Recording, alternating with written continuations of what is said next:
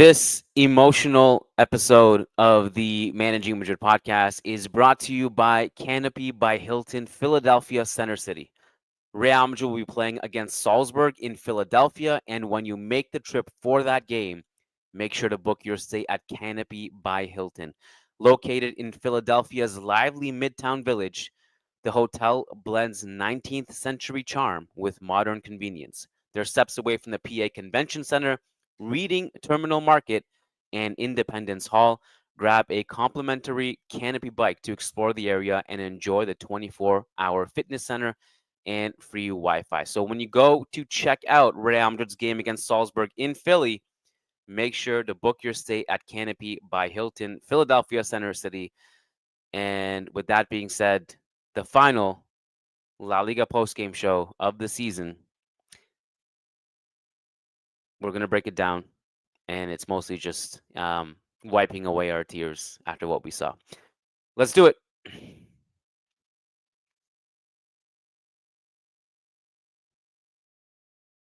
Nice article in the Managing Madrid blog. Wonderful lads that do a great job there. And worth reading about that man there. Karim Benzema needs to rest, and the numbers reveal why. Times ended up almost looking like a 6-3-1. Some very good writing about that on the Managing Madrid website. First-rate podcast as well. Of course, Fede Valverde was a huge part of the equation.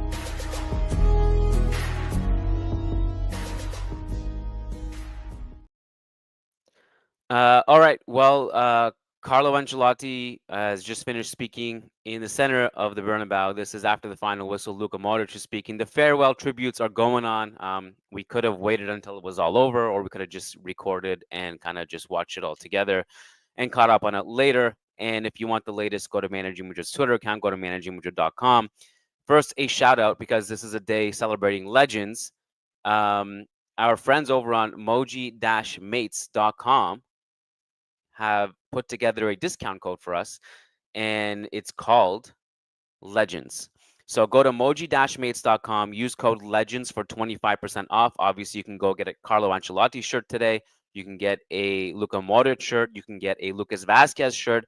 Today, we're rocking Eduardo Camavinga, who one day will be a legend. And, of course, the coolest thing that they've done in the past 48 hours is they've added Guti and Fernando Redondo to the catalog. So go to moji-mates.com, use code Legends for 25% off. And, of course, shout out to our presenting sponsor, TAFC Academy. If you go to tacsports.ca, you can have access to the best soccer academy in Toronto. They have basketball clinics, they have swimming clinics, they have camps coming up in the summertime for your kids. Sign up to the best academy, the best coaching, the best facilities. Go to tacsports.ca. Leah Ravel is joining me from her car. How you doing? Good. How are you doing? Actually, bad. Again, I don't know. I don't know how to feel. Good, bad?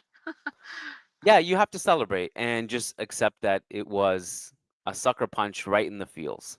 That's Yep. what it was. Yes, it was. Don't ask me what happened in this game. I have notes. I will never look at these notes again. I will never remember anything that happened in this game apart from the tributes to the three figures. And in particular, I will never, ever, ever forget the scene of Toni Kroos coming out to greet Luka Modric and embrace him after Modric's guard of honor. I thought was one of the most beautiful things. Such a season to forget, but we got to be super thankful for being alive in this era, being able to witness this era.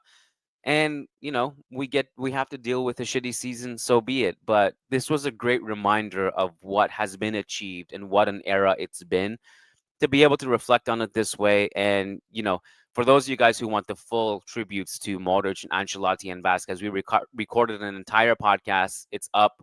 It went up yesterday. It's for free. Go indulge. Go check it out. It won't be done today.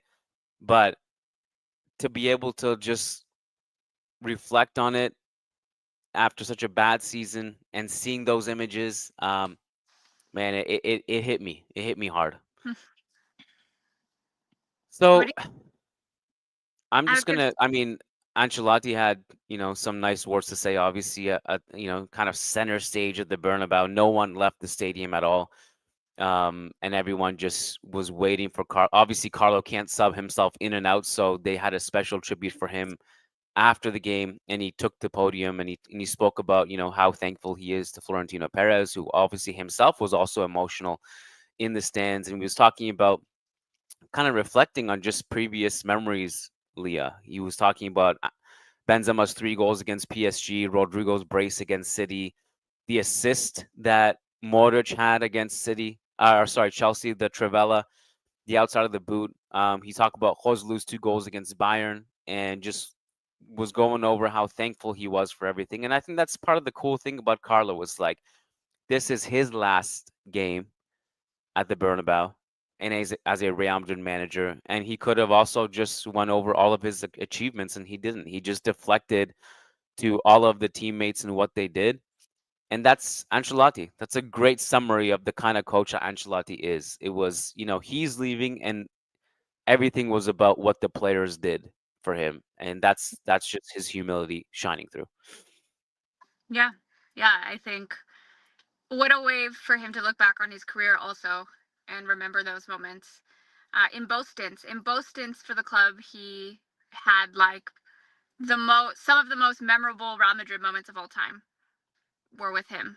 Decima was with him, and our 2022 Champions League run was also with him. And I think, those two are probably two of like the biggest, most iconic moments in Real Madrid history. So, yeah, I'm sad. I'm really sad. Yeah. Modric is speaking now, so once we get his quote, like he's literally speaking right now. So I'll kind of update the listeners, and those of you who are watching live, maybe you have it on anyway. But for those of you who are kind of just watching this, and I'll update you with the quotes that he comes out with. I'm sure it's emotional. I I think that this was a great Modric game. Funny enough, and obviously, like I said that I really wouldn't remember anything from this game. What I'll remember, like over the next 24 hours before it fades from memory, is that Modric played some beautiful passes into the box. He had some really nice kind of just first touches out of pressure. I like the way he linked up with Arda Güler, and just a reminder that he is still like this is not a it's not quite Cruz retiring at the peak of his powers, but it's also uh not a like a washed player by any means. He's still got a lot left in the tank, and he could have played next season. He could have in a lesser role, but there's no question to me that he would have been able to be part of the squad next season comfortably. I'm almost sad for him. I mean, this happens, and there's no like perfect way. I think Tony Cruz was.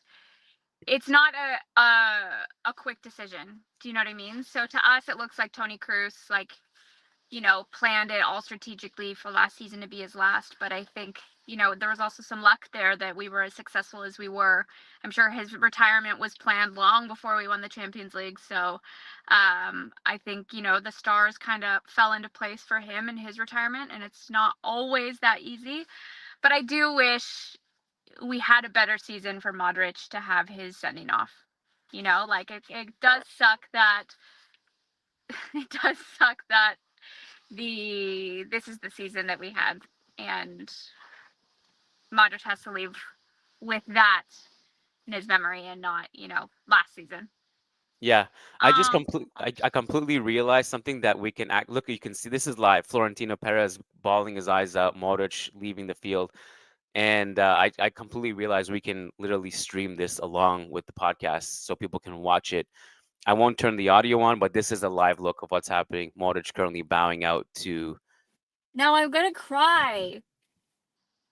Yeah, I mean, I knew like this was what this game was all about.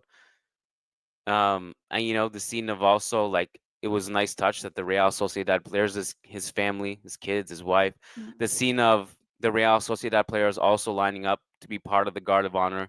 And Mm-hmm. now you see all of his teammates coming forward. Lucas Vazquez himself, Vinny. I feel like I'm a Real Madrid TV staff member now, just narrating things. This is how it works. they just basically talk about what's happening on the screen. This is what a watch along is. Everyone throwing Literally. Modric into the air. But you have to understand, like, for Florentino Perez to sob at, like, I'm assuming more so Ancelotti, even Modric too, to be honest, because he was such a an iconic pillar of the club and its history. That like tells you all you need to know. You know what I mean? I don't know if I've seen Florentino like that ever. Right? That's what I'm saying. Like I feel like, oh no, no, no, no, no. They're gonna throw Carlo in the air. Oh man, Tears. throw him a little higher than that. Come on, give him some airtime. There you go. Oh That's my beautiful. god. I have tears. Uh, yeah, Oh, that's so sad. this is tough. Aw. Listen, I guess same thing with Ancelotti. Like I wish that he had a better season to like say goodbye to, you know? Because I mean, You know, reasonably so, he got his criticism this season, but he's still Ancelotti, you know? with Modric, it's still not technically over, which is nice. You know, Yeah. we have a few games left with him in the Club World Cup, Yeah. but Ellie agrees. Ellie agree. I had no idea Ellie was in the car with you. Yeah, we're all here. Oh, you're all here. Yeah, What's up, we're all Diego? Um, stuck there. yeah, I mean, with Carlo, this is truly the end. You know, Yeah. with Modric, we still have a few games left. Obviously, this is the last one at the Bernabeu, but with Carlo, this is truly the end. And I can't imagine how much for all the and you mentioned the criticism that Carlo got. This podcast definitely had its fair share of criticism of Carlo. And Mm-hmm. Carlo, I think, had a lot of criticism all year. Yep. I think something that shouldn't be forgotten is that he truly, truly, truly, truly, truly loved the club. Like truly Mm-hmm. loved the club. Yeah. This must be gutting for him. Like, he's probably not coming back in any coaching role. He might come back as some kind of ambassador or a staff member or something like that. Mm-hmm. But this has got to be really tough for him, to Yeah. say goodbye as well. No, for sure. Yeah. This was his life. Think about how long he's been here and everything that he achieved at the club. This was like the pinnacle for him, you know? So this made him, like, gave him, well, Milan too, but this gave him most of his legacy.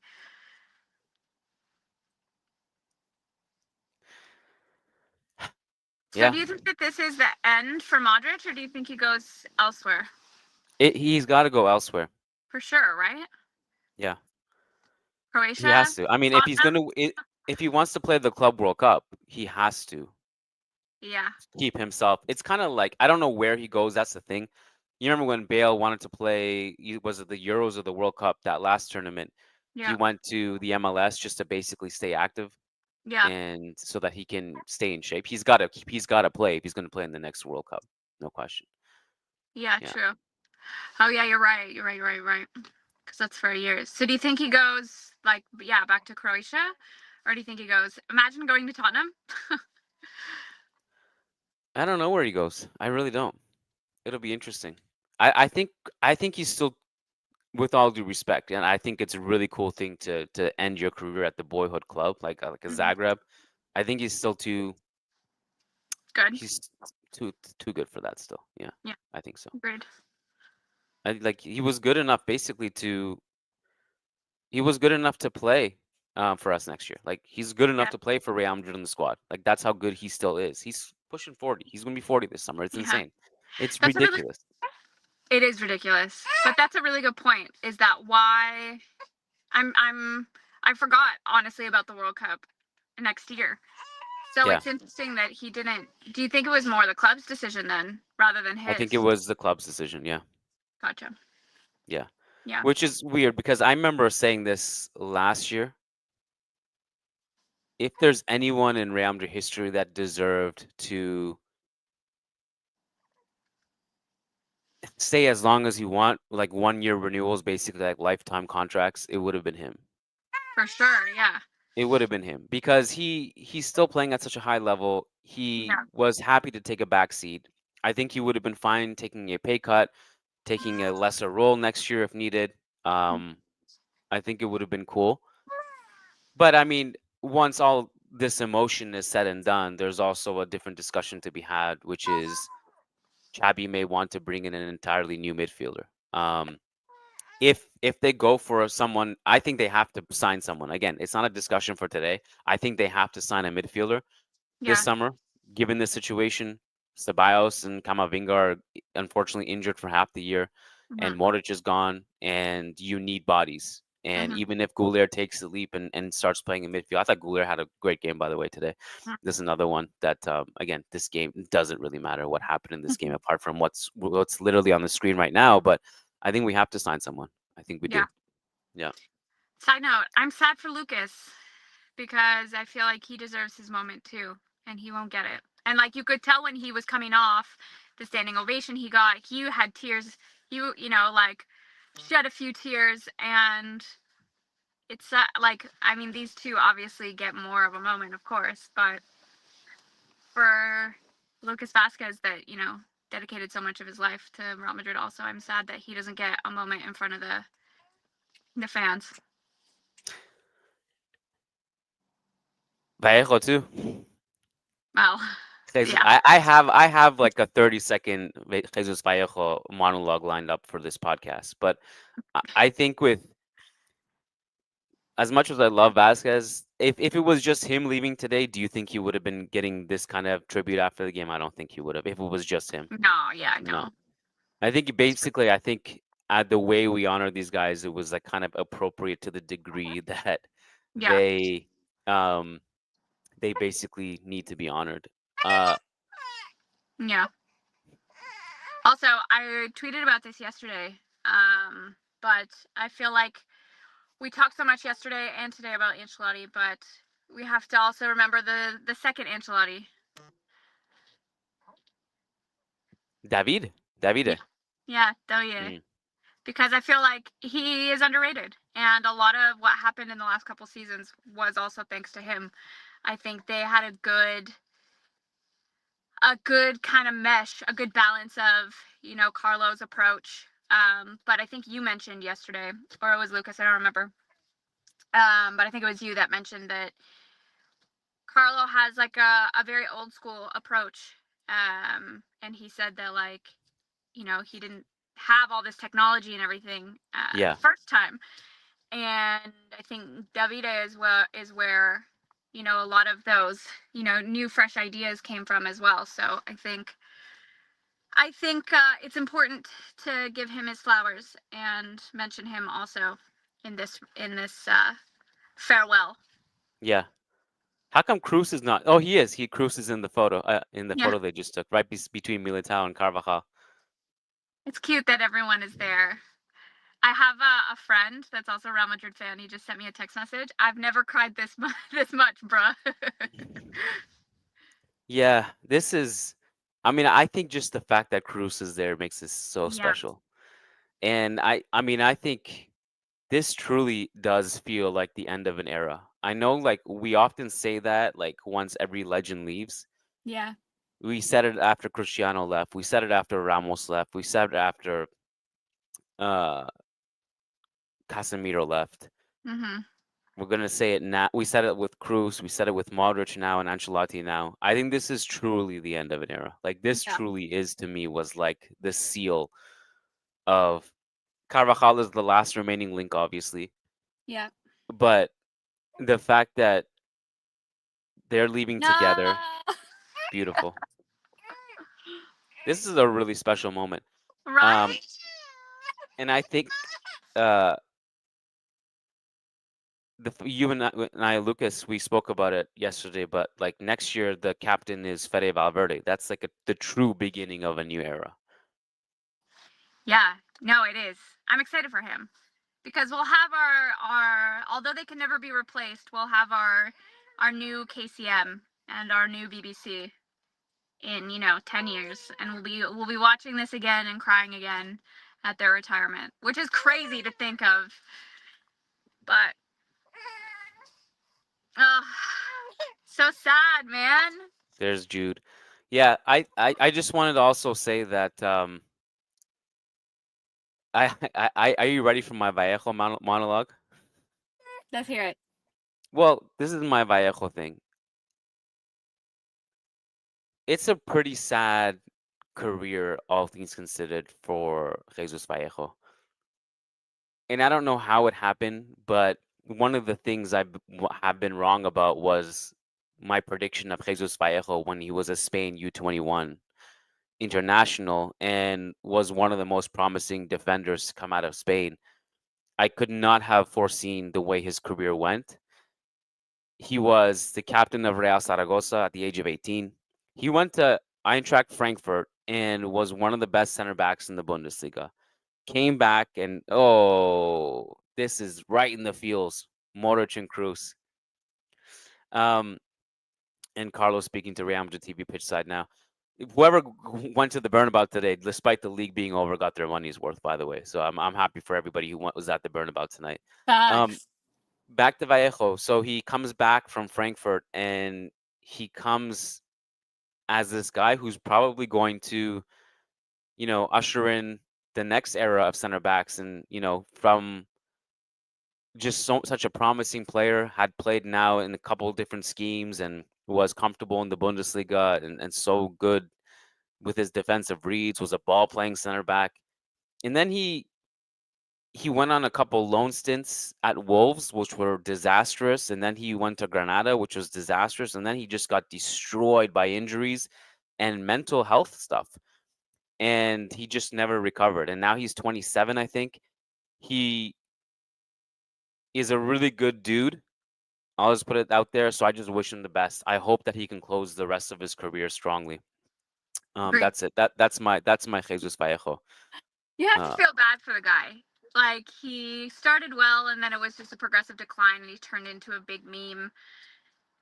And I think obviously the career and the mental health things probably went hand in hand.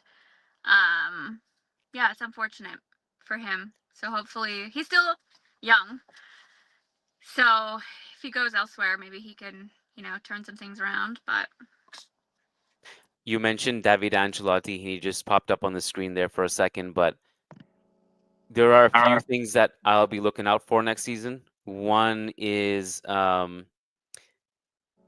just tracking David's career. From what I understand, he's going to go to Brazil just only initially, but not stay longer than the summer, and then go on his own head coaching stint. yep, Raul leaving Castilla. This is the news that came out in the last 24 hours or so. Where is he going to go? that's Obviously, it was time for him to leave Castilla, especially with Xabi Alonso coming in. I foresee Xabi Alonso having a pretty successful career at Real Madrid, and he won't be leaving anytime soon. I see it like years for yep. Xabi Alonso at Real Madrid. Hmm. And how does his career develop? Reports of Julio Baptista coming to Castilla, which I didn't know was going to be a thing. Like it's super random for me for Julio Baptista to be coaching in Castilla, but he's coming in. Where does Arbeloa go? How does he progress his coaching career? And obviously Xabi Alonso himself. How does Carlo do at Brazil? Hmm. Uh, Interesting, worrying. It's a huge job to Yeah. tackle the Brazil mess. It's a big ask. So yeah, there's a lot of question marks. Modric is now talking to Real Madrid TV as the Bernabeu is finally kind of emptying out. Oh. Um, it's going to be a long night if you're working at the Bernabeu tonight. I think Yeah. Sam Leverage is actually there for managing Madrid. It'll be a long time, but before he gets out of there, because the press conferences haven't even started yet. But Yeah. yeah, I saw that Davide might go to Rangers. I don't know if that's accurate. I've heard Yeah. they're definitely among the short list. Yeah, Yeah. yeah. Um, I have a couple random things from this game that don't matter, but then we can take super chats. And Leah and I promised that we'd record a shorter podcast today. Also, like, what the heck? Your husband and your baby are just sitting in the car waiting for you to finish your podcast. They're out there Oh, now. they're gone. Yeah, it's All very right, they went for a walk. happy, so Okay, went for a walk. got it. So Mbappe, I thought played his role really well today. Hmm. He was like a pseudo winger slash central forward, making all kinds of runs into the box as a nine, as a target, and the recipient of several really good passes from Modric and Goulier and Fede Valverde. Hmm. Real Madrid basically were pinning Real Sociedad most of this game. They weren't threatened much on the defensive end, apart from a couple mistakes, one from Lunin and the other one in behind from when they snuck in when Sergio uh, Gomez, I think it was, that snuck in behind Lucas Vazquez, and there was a breakaway. Lunin saved it, and that was really it. Real Madrid basically just had a lot of intricate possession in the final third. Didn't break through that many times, but they scored a couple goals. And Mbappe's shot volume was pretty high in this game. And as you guys know, I rate shot volume really, really as a really important trait to have. Even if the ball doesn't go in the net, you need prolific shooters. And Mbappe was on the end of a lot of things today and converted. Hmm. Um, the penalty itself was not great. The rebound was put away. Then the second goal was really nice, and it was a nice play. It was a nice transition attack between Vinny and Mbappe, and hopefully a sign of things to come next season. That's all I can Hmm. say. Hopefully, this like momentum, this last goal in the league, this disastrous league campaign, Vinny and Mbappe with a really, really nice transition attack, pass and move from Mbappe. Vinny hit the ball perfectly to Mbappe. Mbappe finishes near post. Really nice finish. So that's it. This game, I won't remember anything I just said by Tuesday. I will never ever forget Cruz and Modric embracing the guard of honor after the Hmm. guard of honor. And let's take a couple super chats. Ancorgiotti, our YouTube member, says that guard of honor is legendary.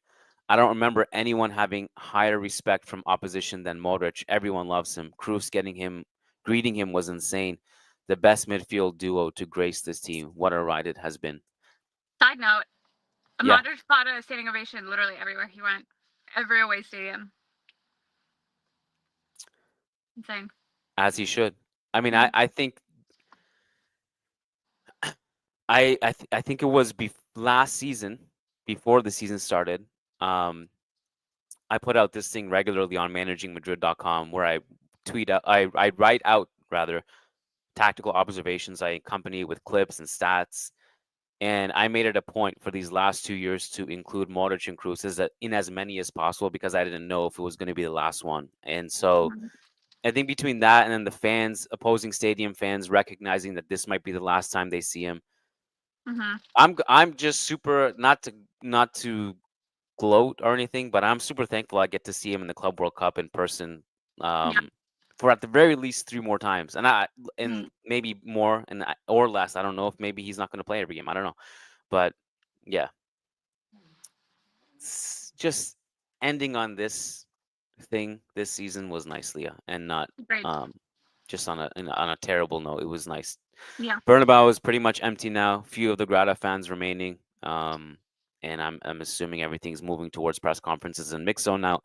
Nishlish says we survived the Cry Fest. Moving on. Can't wait for hashtag sack Chabby. Wow, that's highly That's that. pessimistic. Jesus, Nishlish. Shayan Saha says, nah, man, I started crying watching Ancelotti and Modric and Lucas too. Yep, that's when Mood. it hits. It Yeah. doesn't hit so much when they announce it. It hits when they do the tribute at the end. Yeah. Yeah. Concluding thoughts, Leah? What a ride it's been. End of an era. I'm sad. So, just so our listeners know, tomorrow Lucas Navarrete is recording an El Dia Después for our members. If you want access to that and a ton more, go to patreon.com/managing Madrid. If you're live on YouTube, hit join on the memberships tab. There should also be a join button right underneath this video if you're watching on desktop. And the other thing is, Monday is a pretty busy day. Monday, we're expected to announce Xabi Alonso officially. Then, sometime before or after on the same day, I'm going to be joined by Adrian Rabona, who you guys know from Rabona TV on YouTube, to scout out Alvaro Carreras. And then Tuesday is our monthly live call for La Liga tier members, where we do basically a Zoom call, virtual living room, and we just talk for an hour or two. Okay. So Lucas, we'll see you guys tomorrow. I'll see you guys Monday. And thank you guys for not a wonderful season for Real Madrid, but a wonderful season for the podcast, and it grew exponentially. And we have a lot to be thankful for. So thank you to you guys. Thank you to Leah Ravel, who joined on her drive home and helped us piece this emotional day together. And we appreciate you guys. Signing off. Thank you, Leah. Peace Bye. out.